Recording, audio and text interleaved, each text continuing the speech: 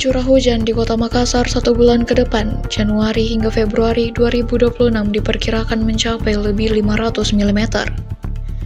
Informasi tersebut disampaikan PLT Kepala BMKG Wilayah 4 Makassar Nasrul Adil dalam keterangan persnya pada Rabu 14 Januari 2026 di kantor BPBD Makassar Jalan Kerung-Kerung. Nasrul Adil memaparkan kondisi real Januari ini, data curah hujan di Kota Makassar tercatat sekitar 183 mm.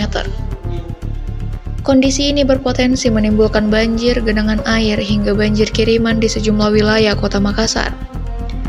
Adil sapaannya menjelaskan potensi hujan tinggi tersebut dipengaruhi oleh sejumlah faktor regional dan global. Di antaranya adalah monsun Asia, pergerakan massa udara basah dari Afrika Barat menuju Pasifik Timur, serta fenomena Madden-Julian Oscillation atau MJO. Selain itu, aktivitas gelombang Rossby juga dinilai turut meningkatkan potensi hujan lebat. Fenomena itu dapat memicu banjir di Makassar, khususnya menjelang akhir Januari hingga awal Februari. Selain ancaman hujan lebat, BMKG juga mengimbau masyarakat pesisir agar waspada terhadap gelombang laut. Pada periode yang sama, tinggi gelombang diperkirakan dapat mencapai 2 hingga 2,5 meter. BMKG mengajak masyarakat untuk terus memantau informasi resmi melalui kanal BMKG, baik melalui aplikasi info BMKG di Android maupun laman resmi BMKG. Kepala Pelaksana BPBD Makassar M. Fadli menyampaikan cuaca ekstrim yang masih melanda perairan Sulawesi Selatan menjadi perhatian serius. Masyarakat diimbau untuk menunda perjalanan maupun aktivitas wisata laut yang tidak mendesak. Meski demikian, perjalanan laut diakui tidak sepenuhnya bisa dihindari, utamanya bagi warga pulau. Karena itu, mereka diminta untuk lebih waspada dan mempersiapkan diri secara maksimal sebelum berangkat.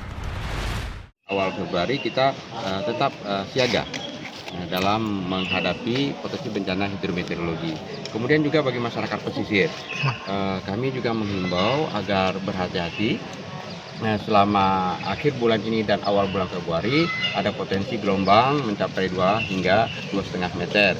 Yang ini sangat tidak nyaman bagi aktivitas memancing, juga aktivitas nelayan, dan juga kemungkinan pariwisata. Dan terus memonitor informasi dari BMKG.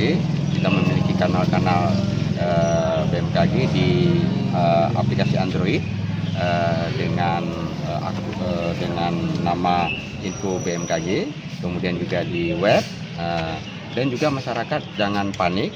Dan ini adalah satu hal yang terus membuat kita siaga dan tangguh, sehingga kita siap siaga terhadap bencana hidrometeorologi ini. Download Tribun X sekarang, menghadirkan lokal menjadi Indonesia.